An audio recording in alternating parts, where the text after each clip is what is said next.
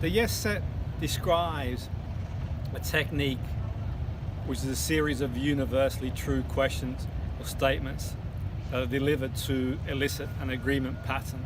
So for example, in therapy, as you feel your feet on the floor, as you feel where you're breathing, as you notice your heartbeat, they're universally true statements, or could be a question as well. The yes set was a technique that Milton Erickson would use in a conversation between him and his patients. The intention was to structure it in such a way that the patient would respond yes with the words yes in order to obtain a positive rather than a negative response. This sets a mood for interaction and begins the framing process. The theory behind the yes sets is that by eliciting internal or verbal agreements, you build sympathetic and receptive states of mind in your target audience, whether that's delivering training, therapy session, or coaching. It's postulated so that listeners, after having gone into an agreement from a mind, would experience dissonance if they break the yes pattern. So when they build that rhythm, as you feel your feet on the floor, and where you're breathing, and so they're more likely to run with the statement or command, begin to feel calm.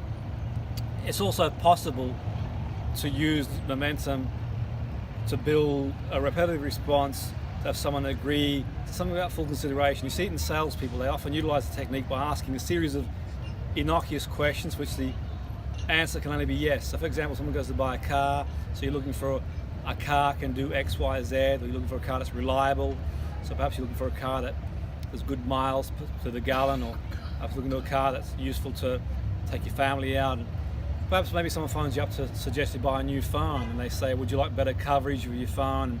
So the idea is that once you've said yes a number of occasions, you're more likely to say yes when they say, would you like to buy? And be aware of that, and see next time you go shopping, and sort of take note if that's what's said. Now, I'm not suggesting, recommending to use in that situation. Certainly in therapy and coaching, it's useful in the sense that the patient might be, or the client might be, or have some resistance because they come and see you maybe for the first time and apprehensive about what you do. That's when it comes in useful. You see in sales a lot, and also motivational speakers, you see them do it throughout the whole seminar, a series of yes sets throughout the seminar. So would you like to improve your life? Would you like to do this, that, and the other? And building that sort of momentum, and obviously whatever they've got in mind to achieve outcome, it ties into that. So how many should you aim for? Well, suggest that you 3 or 4 in pacing and leading. Obviously, if you break the pattern, then you go back to a pace question, a truism. And I think what's really important too is to take into consideration the proportion of the suggestion. So for example, if you got someone coming to see you for a hypnotherapy session, then you'd say perhaps you can feel your feet on the floor. As you feel your feet on the floor, become aware of your breathing. As you become aware of your breathing, you notice your heartbeat. Then you might say you begin to feel calm. Now that's more of a lead because you don't know if they're feeling calm, but it's a suggestion. That's where they want to go. So in proportion to what their goal is, that for me is important in proportion to the statement, going forward. Like for example, if say, your partner, your friend is going to the shop, and you say, while you go to the shop, could you get me a carton of milk? It's not sort of beyond the realms of, or if they're going outside, but you could put the bin outside as well. It sort of ties in close to what they're actually doing as a truism. So it's something to take into consideration.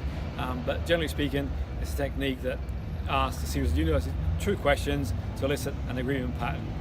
Thanks for watching. Live with passion. Boom.